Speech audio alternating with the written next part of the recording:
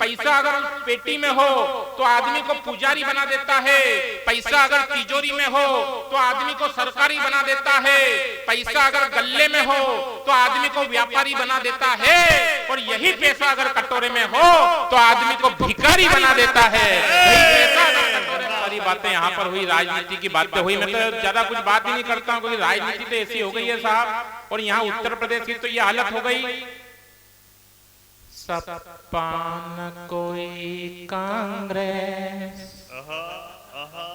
राहुल न कोई अखिलेश, कहाँ सब चले गए, कहाँ सब चले गए। यूपी को लगा कर ठेस, यूपी को लगा कर ठेस, बन कर के एलपीजी गैस, कहाँ सब चले।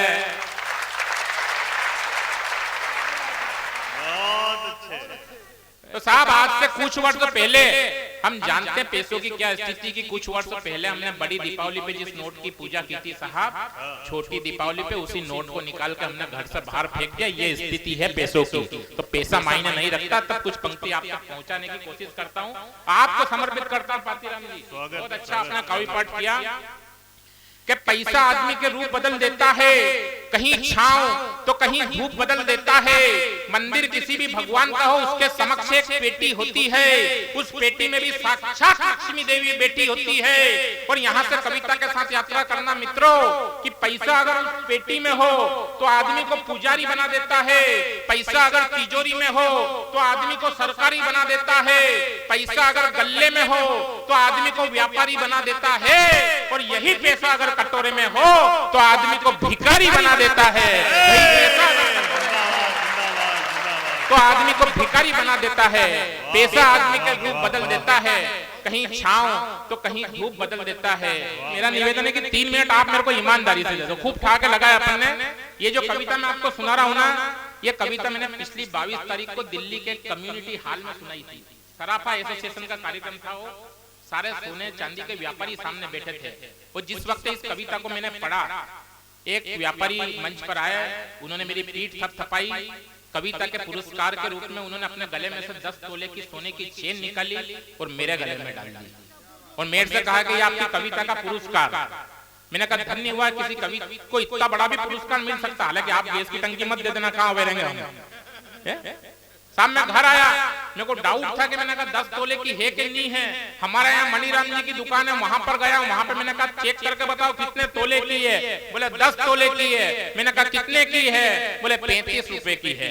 नकली इतने की आती है। तो कभी नहीं, कई बार सोता भी बदमाश निकल जाता है। निवेदन करना चाहता हूं, जीवन भर मुझको रोने तक नहीं दिया। अरे वह माँ जिसने जीवन भर मुझको रोने तक नहीं दिया, आज उसी की यादों ने 2 दिन तक सोने नहीं दिया। जो बचपन में मुझे सुलाती, मैं उसे सुला कर आया हूँ, और लगता जैसे माँ के संग में खुद को मिटा कर आया हूँ।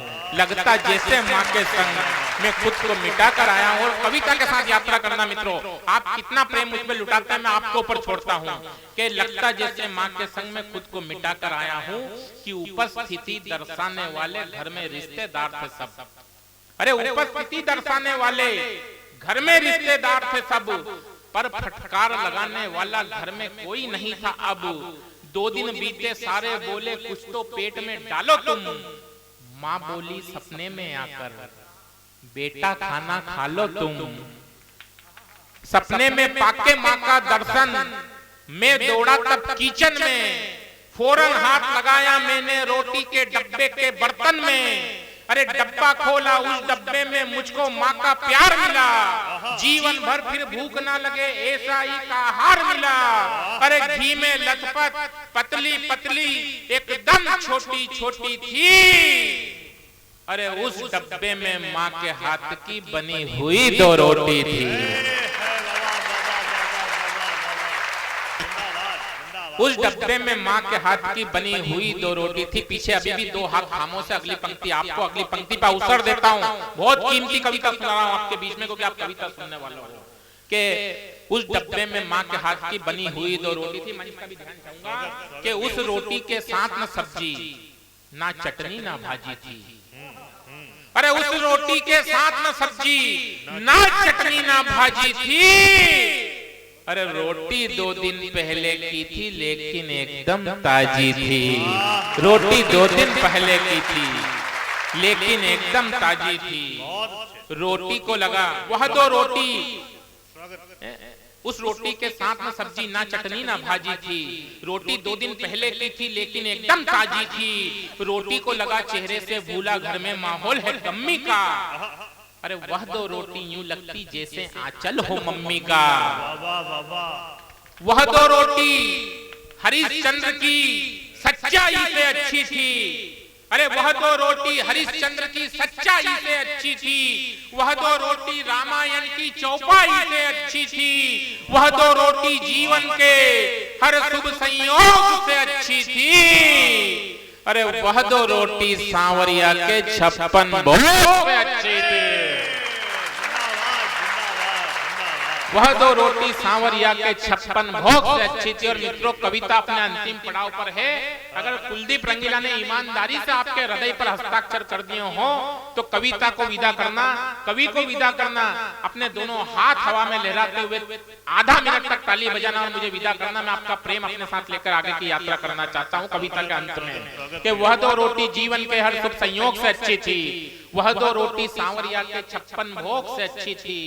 रोटी खाकर कुछ खाने की इच्छा मन में जगी नहीं। कसम है मित्रों, माँ की मुझको भूख आज तक लगी नहीं। वर्ष कई व्यतीत हो गए इस घटना के बाद में। जाने कितने लम्हे गुजरे उन 2 रोटी की याद में। माता मुझको भूख लगी मैं नींद में बोला करता हूँ। आज भी रोटी के डब्बे का ढक्कन खोला करता हूँ। भूख देखकर शायद मेरी उस माँ का कलेजा हिल जाए और फिर से किसी दिन डब्बे में माँ की 2 रोटी मिल जाए। जिंदाबाद जिंदाबाद। उम्मीद है ये वीडियो आपको पसंद आया होगा। इस तरह कवि सम्मेलन के और अपडेट्स पाने के लिए हमारे चैनल को लाइक, शेयर और सब्सक्राइब कीजिए, जिससे वीडियोस का नोटिफिकेशन आप तक पहुंच सके।